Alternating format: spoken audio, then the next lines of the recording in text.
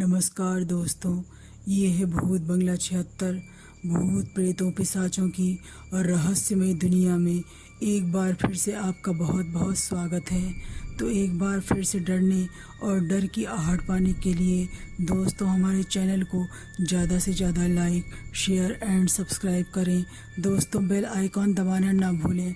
दोस्तों प्लीज़ हमारे चैनल को ज़्यादा से ज़्यादा सब्सक्राइब करें, जिससे मेरा उत्साह बढ़ सके और मैं बहुत सारी बिल्कुल सच्ची कहानियाँ आपके लिए लाती रहूं।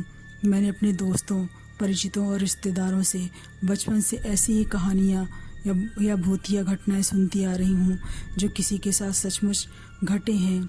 और ऐसी सच्ची घटनाओं का एक बड़ा पुलिंदा मेरे पास है। ये सच्चे भूतिया अनुभव कोरी कल्पना या बकवास नहीं, बल्कि किसी के साथ सचमुच घटे हैं। हाँ, कुछ एक ऐसी कहानियाँ हैं जिनकी पूरी तरह से सत्य होने का दावा तो मैं नहीं कर सकती। तो दोस्तों देर न करते हुए चलते हैं कहानी की तरफ। ये कहानी मेरी सहेली के नाना जी के साथ घटी बिल्कुल सच्ची पैरानॉर्मल घटना है। नाना जी स्कूल में रिटायर्ड क्लर्क थे। उनके दो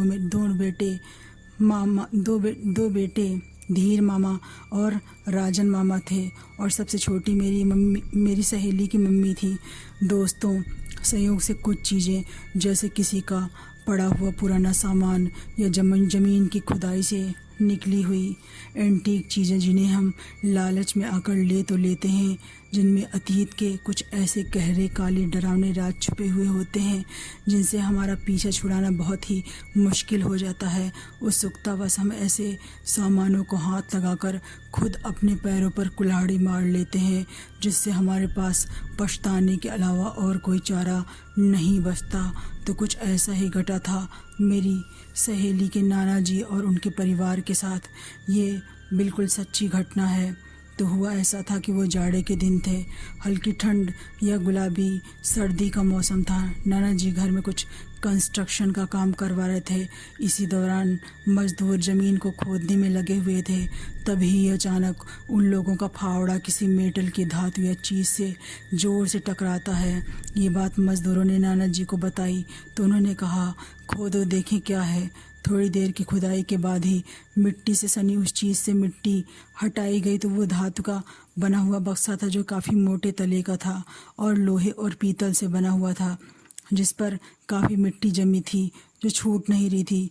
वो बक्सा काफ़ी पुराना लग रहा था। बहुत मेहनत मशक्क़त के बाद वो बक्सा किसी तरह मज़दूरों ने निकाला। किसी को ये बात क्षेत्र में पता न चले, इसलिए नाना जी ने उन मज़दूरों को कुछ ज़्यादा ही पैसे दे दिए। शाम गहराने लगी थी, इसलिए नाना जी ने सोचा कि शायद इसमें कोई गड़ा धन या बेशकीमती चीज़ है। सुबह देखूंगा। लालच और यह जानने के लिए बक्से में क्या है, इसके चलते उनके बड़े बेटे रंजन मामा करीब 1:30 बजे, जब सब गहरी नींद में सो गए, स्टोर रूम में चुपके से अपनी पत्नी के साथ जाते हैं। लाइट जलाकर उस जंग लगे बक्से को वो दोनों लोग अच्छे से साफ करते हैं।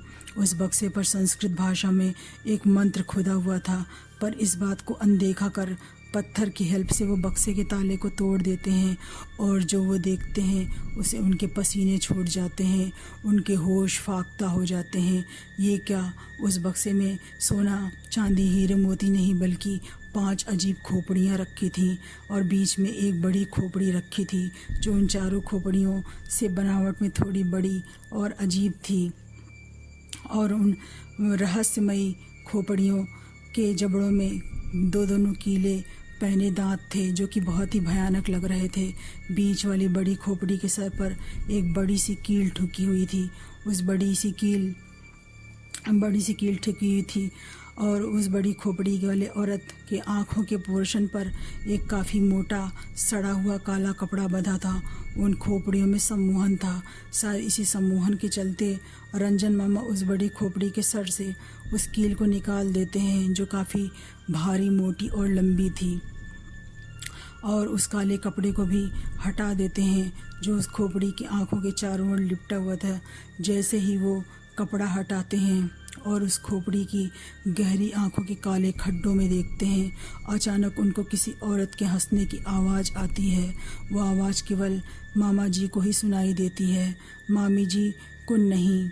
वो मामी जी से पूछते हैं कि तुमने कुछ औरतों के हंसने की आवाज़ें सुनी?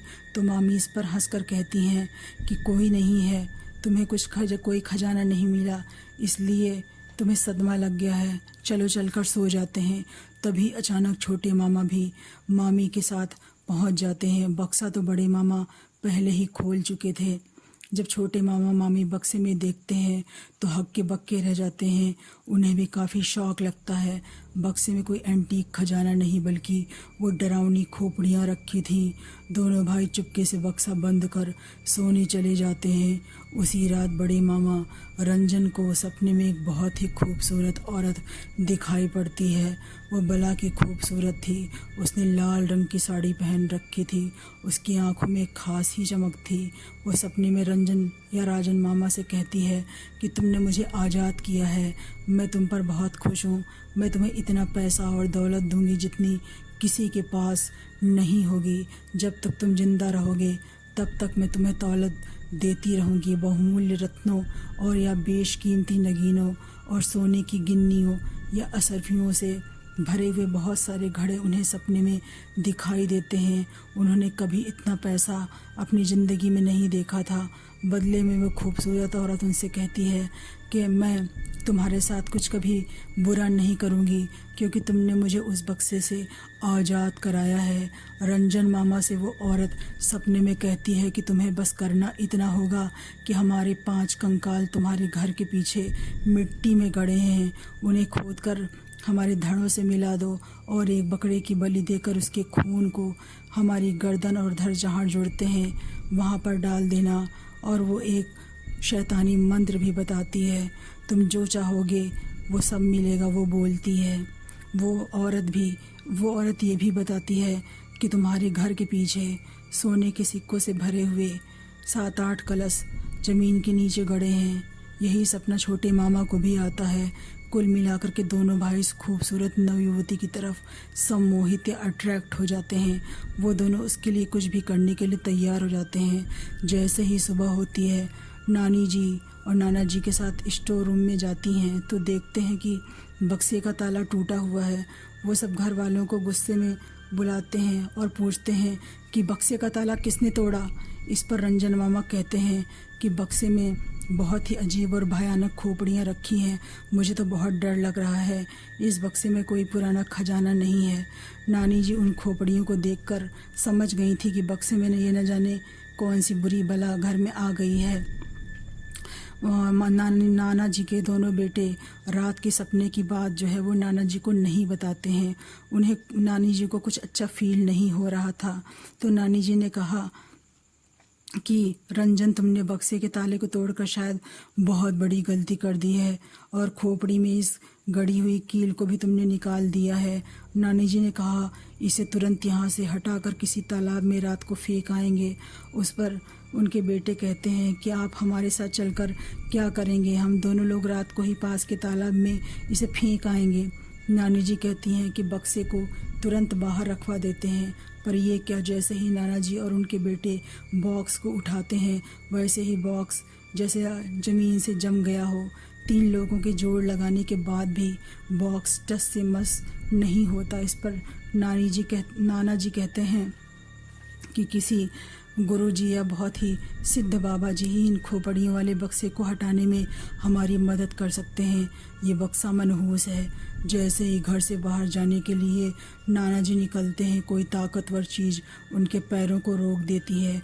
अचानक से कुछ देर के लिए उनका बोल बंद हो जाता है, यानी वो कुछ बोल नहीं पा रहे थे पर हाथों से कुछ इशारा कर रहे थे, जैसे उन्हें कुछ दिख रहा हो और किसी शक्ति ने उनके शरीर को जकड़ रखा हो।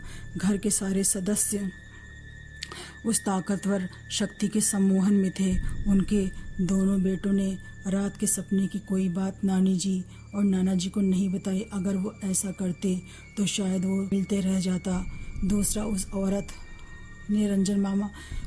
को रंजन मामा ने आज़ाद कराया था, तो उन्हें ये आस थी कि शायद ये सपना सच हो जाए। दूसरा, वो शक्ति भी उनका कुछ बिगाड़ेगी नहीं। अपने आप नाना जी गहरी नींद में सो जाते हैं। जब घर के बच्चे दोपहर को सो जाते हैं तो दोनों लोग अपनी पत्नियों के साथ फावड़ा लेकर जहाँ वो पहला बक्सा मिला था उसी से थोड़ी दूर उन्हें एक और बक्सा मिला जो काफ़ी बड़ा था। 4 लोग उसे नहीं निकाल सकते थे। थोड़ा नीचे खोदने पर उस बक्से पर भी एक ताला था जिसे उन लोगों ने किसी तरह तोड़ा। उनमें से उन 5 औरतों के गर्दनों के नीचे के धड़ के कंकाल थे। उनको वो लोग निकाल कर उन खोपड़ियों के साथ जोड़कर शाम को बकरे की बलि से निकले हुए खून को गर्दन और धड़ जहाँ जुड़ते हैं उस पर डाल देते हैं और उस शैतानी मंत्र को भी पढ़ देते हैं।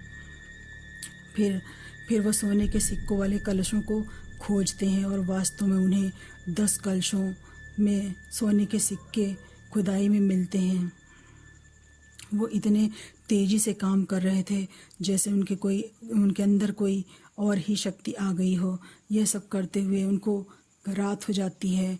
नाना जी चाहकर भी अपने बेटों को उस मुसीबत से नहीं बचा पाए। उधर उन दोनों भाइयों की खुशी का ठिकाना न रहा। दूसरे दिन एक बड़ा बक्सा लाकर उन खोपड़ियों को धड़ों के साथ रखकर स्टोर रूम में छुपाकर ताला मार दिया। दोनों भाइयों ने उन सोने के सिक्कों को आपस में बांट लिया। उन्होंने कस्बे में बड़ा घर बनवा लिया। इतना बड़ा घर आसपास किसी का भी नहीं था। न जाने कितनी ज़मीनें खरीद ली। वो कहते हैं ना कि ऐसा बड़ा धन अगर मिल जाए तो शोहरत तो देता है पर बदले में हमसे कुछ ऐसा छीन लेता है जो हमने कभी सपने में भी नहीं सोचा होता है। यही हुआ उनके परिवार के साथ। मेरी सहेली बताती है कि रंजन या राजन मामा और धीर मामा रातों रात अमीर हो गए थे। मोहल्ले में किसी को भी विश्वास नहीं हो रहा था कि उनका इस एरिया में इतना बड़ा मकान हो गया है। पहले उनके बच्चे मोहल्ले के बच्चों के साथ खेला करते थे। उनका खेलना भी अब बंद हो गया था। दोनों बहुएं भी मोहल्ले में न तो कहीं आती थी और न जाती थी। दुकान पर तो वो दोनों मामा ठीक ठाक काम करते थे, लेकिन अगर आस पड़ोस का कोई मिल जाता तो उससे वो एक अजीब लहजे में बात करते थे। वो पहले जैसे हंसकर सभी मोहल्ले वालों से बात नहीं करते थे। वो पहले जैसे नहीं रहे थे। वो ऐसे बात करते थे जैसे वो दोनों कोई और ही हों। मोहल्ले में उनका ऐसा बर्ताव देखकर सब सकते में थे। वो दोनों भाई दुकान का काम बिल्कुल ठीक से देखते, लेकिन मोहल्ले वालों के साथ वो बड़े कड़े लहजे में बात करते। मोहल्ले के लोग पहले घर पर आया जाया करते थे। नाना जी के दोस्त जब मामा जी से कहते कि नाना जी की तबीयत तो ठीक है क्योंकि वो महीनों से बाहर नहीं निकले, इस पर मामा जी बोलते कि वो बिल्कुल ठीक हैं। उनके दोस्त नाना जी से मिलने की जिद करते तो दोनों भाई बोलते कि आप अपने काम से मतलब रखिए। मोहल्ले वाले सोचते कि शायद इतना बड़ा मकान बनवा लिया है, इतने पैसे वाले हो गए हैं कि घमंड में ठीक से बात करना भी भूल गए हैं। हमें क्या पड़ी है कि हमें किसी के हाल या चाल पूछने की। लेकिन सचमुच नाना जी जिंदा तो थे, पर उनकी और नानी जी की सोचने और समझने की ताकत कमज़ोर होती जा रही थी। उन पड़ोसियों को क्या पता कि इन दोनों भाइयों को उस दुनिया की एक भयानक और खूबसूरत बला ने अपने जाल में फंसा रखा है। वो दोनों मामा को कोई नुकसान नहीं पहुंचाती थीं क्योंकि उन्होंने उनको आज़ाद कराया था, पर वो घर के अन्य सदस्यों को परेशान करने लगी थीं। उनके खून को वो धीरे धीरे पीने लगी थीं। नानी जी और नाना जी को वो चुड़ैलें दोनों बहुओं तो कभी बच्चों के कंधों पर बैठी दिखती, जिनकी आंखें पूरी तरह से काली, दांत सड़े हुए, नुकीले और पैने थे, और वो शैतानी भयानक हंसी हंसती थी। वो मामा लोगों के साथ उनकी पत्नी की तरह रहती थी। उन दोनों भाइयों की पत्नियां दिन ब दिन कमज़ोर होती जा रही थीं। मोहल्ले वाले बच्चों और बहुओं को जब कभी बाहर निकलते देखते तो वो एक चीज़ नोटिस करते कि उनकी आंखों के नीचे काले घेरे हो गए हैं। उनके शरीर का रंग पहले से काफ़ी पीला पड़ गया हो, जैसे उनके शरीर में खून बहुत थोड़ा हो, पर ऐसा लगता मानो उनके शरीर के अंदर किसी और ही शक्ति का आवाज़ हो, जिससे वो चल तो रही थीं पर उनका शरीर जैसे अंदर से खोखला हो गया हो। वो अजीब नज़र से मोहल्ले की औरतों को देर तक घूरती रहती। उनके चेहरे की चमक फीकी पड़ चुकी थी। मोहल्ले के लोग बताते हैं कि उनके घर से रात 1-2 बजे के करीब बीच तेज पायलों की आवाज़ें आती हैं, जैसे कई औरतें एक साथ तेज़ी से चल रही हों। और नानी जी कभी कभी मोहल्ले के कुछ लोगों रात के सपने में मरा देखती हैं तो वो चिल्लाती हैं कि फला आदमी है, बचा लो, अरे कोई तो बचा लो। और सचमुच उनके आस पड़ोस का कोई आदमी या औरत उसकी मौत हो जाती। धीरे धीरे और एक रात उनके मोहल्ले का कोई आदमी स्टेशन से आ रहा था। उसके पास टॉर्च थी जिससे वो अंधेरे में धीरे धीरे रास्ता देखते हुए आ रहा था। लेकिन अचानक उसने जो देखा उसे अपनी आंखों पर विश्वास ही नहीं हो रहा था। उसकी आंखें फटी की फटी रह गईं। नाना जी के घर में लगी भारी भरकम नीम के पेड़ की दो टहनियों पर दो भयानक जले कटे मुंह वाली चुड़ैलें उल्टी लटकी हुई थीं। उनके बाल नीचे की तरफ लटके हुए थे और उनके पैर टहनी और टहनी पर और सर नीचे था। तो उन्होंने इस कारण अपनी टॉर्च को की रोशनी को उनके मुंह पर नहीं डाला। उसी टॉर्च की रोशनी में उसने जो देखा उसे अच्छों के हार्ट फेल हो जाएं। उन दोनों चुड़ैलों के हाथ और पैरों के लंबे नुकीले सफ़ेद नाखून अंधेरे में चमक रहे थे। शायद वो दोनों पेड़ पर उल्टी लटक कर सो रही थी। कोई भी ये सब अचानक देखकर अपना मानसिक संतुलन खो सकता था, पर वो बहुत बहादुर आदमी थे। रात भर वो सो नहीं पाए और वो सुबह अपने घर से 2 किलोमीटर दूर एक प्रसिद्ध गुरुजी को जानते थे। उन्होंने सुबह ही गुरुजी को रात की सारी बात बताई तो गुरुजी ने अपने 2 शिष्यों को भेजा। दोनों नाना जी के गेट पर पहुंचते ही भाग गए। उन्हें ऐसा लगा जैसे कोई अदृश्य ताकत उन्हें काफ़ी ज़ोर से धक्का दिया हो। वो दोनों काफ़ी दूर जाकर गिरे। वो दोनों वहाँ से भाग गए। फिर थोड़ी देर बाद महात्मा जी आए। वो हनुमान जी के बहुत बड़े भक्त थे। लोग उन्हें ब्रह्मचारी जी भी कहते थे। उन्होंने अपनी लुटकी से जल निकालकर गेट के चारों तरफ अभिमंत्रित जल डाला। जब उन्होंने दरवाज़ा पीटा तो उनके बड़े बेटे राजन ने दरवाज़ा खोला और अजीब लहजे में, जैसे बिना भाव के बोलता है, चेहरे पर कोई भाव नहीं थे। उन्होंने पूछा, क्या है? गुरुजी ने कहा कि मुझे अंदर आना है। गुरुजी ने तुरंत अपने कमंडल से पवित्र जल उसके ऊपर फेंका तो मामा जी का सम्मोहन टूटा और चुड़ैल का माया जाल भी टूट गया। तब वो उन्हें अंदर ले गए और जैसे ही उन्होंने घर के अंदर प्रवेश किया, घर से बहुत बड़ी दुर्गंध या सड़ांध आ रही थी, जैसे सड़ी हुई लाशों से आती है। उन्होंने घर की चौखट पर हनुमान जी का सिंदूर लगा दिया और अंदर कमरे में प्रवेश किया। उनके घुसते ही सामने रखा नाना जी का जग जमीन पर गिर गया और तेजी से अपने आप घूमने लगा। उन्होंने नाना जी और नानी जी पर भी पवित्र जल फेंका। जल फेंकते ही दोनों लोग थोड़ी ही देर में इतने दिनों के बाद अपने होश में आ गए। दोनों लोग महात्मा जी को देखकर रोने लगे। महात्मा जी को पता चला चुका था कि घर पर किसी अदृश्य या न दिखने वाली भयानक शक्ति का साया है। नानी जी और नाना जी बिस्तर से लगे कंकाल जैसे हो गए थे। नाना जी के मुंह से बोल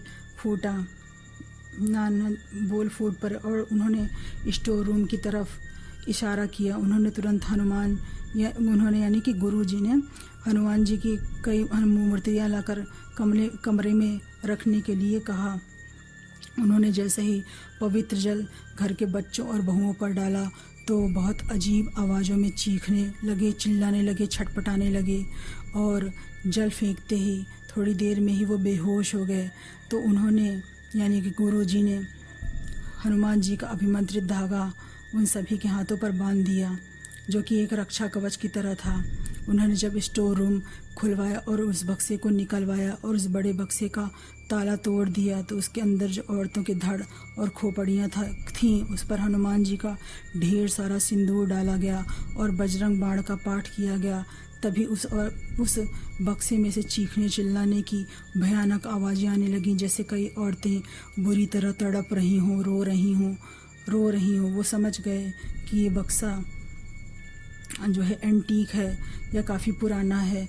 अभी बजरंग बाण पढ़ने के कारण वो शैतानी शक्तियाँ अब उस बक्से में ही कैद हो गई थीं। और उन्होंने अपनी मंत्र शक्ति से बताया कि ये भयानक प्राचीन रक्त पिशाचिनियों के कंकाल हैं, क्योंकि तुम्हारे घर की बहुओं और बच्चों के चेहरे पीले हो गए हैं। उनको कोई और शक्ति ही चला रही है। शायद उनके शरीर में कुछ ही खून बचा हो। रक्त पिशाचिनियों की शक्ति रात में चरम पर होती है और दिन में ये नहीं दिखती। इनकी शक्ति भी दिन में कम हो जाती है। ये इंसानी रक्त पर जिंदा रहती हैं। उन रक्त पिशाचिनियों ने उनके दोनों बेटों को तो कोई नुकसान नहीं पहुंचाया, क्योंकि उन्होंने उनके बड़े बेटे ने उनको आज़ाद किया था। उनके दोनों बेटों ने अपनी सारी कहानी कि कैसे उन्होंने बलि दी और खजाना निकाला सब गुरुजी को एक एक करके बताया। नाना जी ने भी अपनी आप बीती बताई कि वो मेरे दोनों बेटों के साथ पत्नी की तरह रहती थी और उनमें से जो 3 पिशाचिनियाँ थीं वो बहुओं और बच्चों के शरीर से धीरे धीरे थोड़ा थोड़ा खून चूसती थी। मुझे मोहल्ले या आस पड़ोस के जिस व्यक्ति के मरने का सपना आता वो सच हो जाता। वो पिशाचिनियाँ उनके पास आकर कहती, फला मर गया, मैंने उसका खून चूस कर उसे मार डाला, क्या कर लेगा तो कुछ नहीं कर सकता। अब नानी जी का वो रक्त पिशाचिनियाँ गला दबाती और उनकी छाती पर बहुत भारीपन महसूस होता। गुरुजी ने सारे घर की सफाई कराई। किचन से बहुत बुरी सड़ान आ रही थी।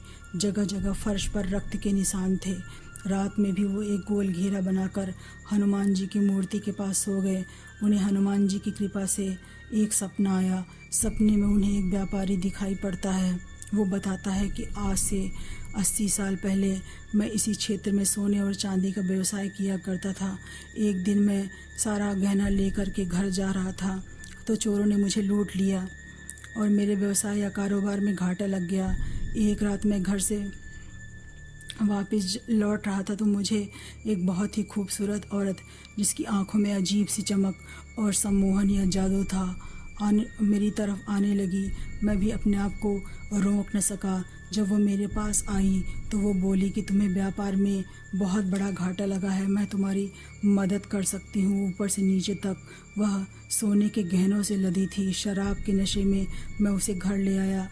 अब मैं केवल उसके सम्मोहन के कारण उसके और अपने बारे में ही सोचने लगा। अपनी पत्नी और बच्चों से मेरा ध्यान हटने लगा।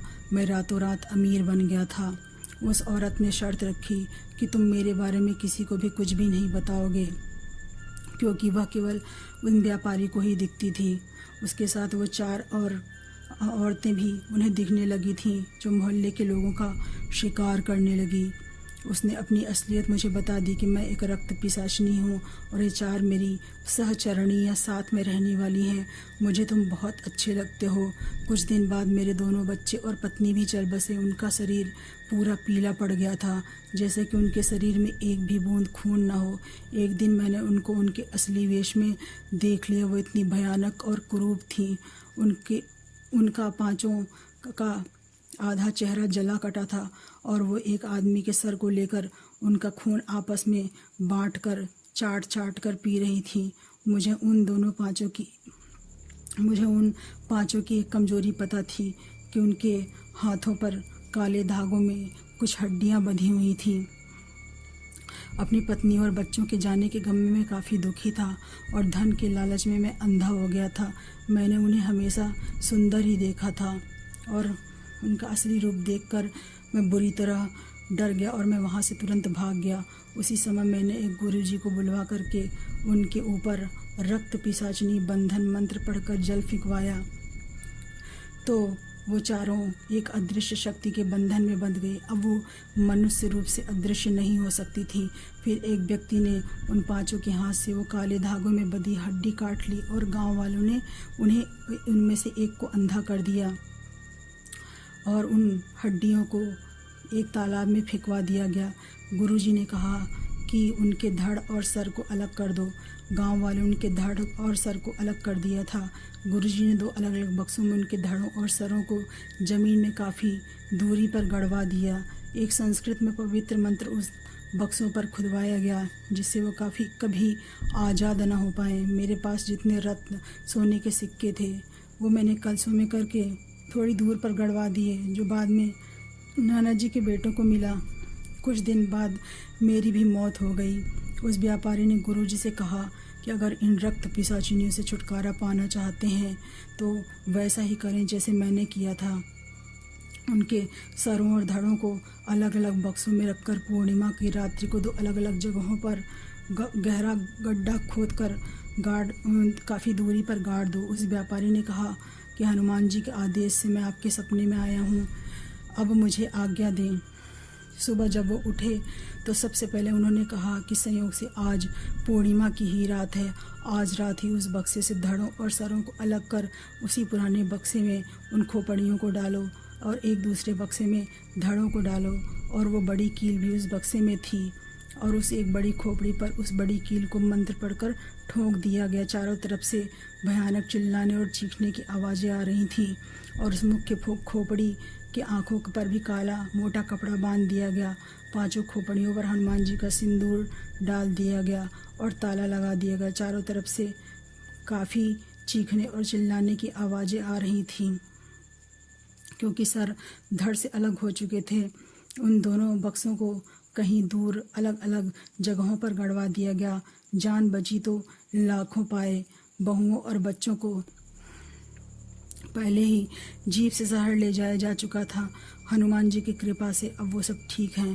कर्ण पिशाचिनियों की तरह ही रक्त पिशाचिनियाँ भी होती हैं जिनका प्राचीन ग्रंथों में उल्लेख मिलता है। इन शक्तियों के बारे में कोई व्यक्ति केवल कल्पना में ही सोच सकता है। आज भी उनके परिवार की एक भयानक सच्ची घटना या भूतिया घटना अंदर तक उन्हें झकझोर कर रख देती है। अगर आपको खुदाई में या कहीं पड़ी हुई कोई ऐसी चीज़ मिले तो इससे दूरी बनाने में ही अपनी भलाई समझें। कोरोना काल में अपना ख्याल रखें, मास्क ज़रूर लगाएं। तो मिलते हैं एक नई कहानी के साथ। नमस्कार।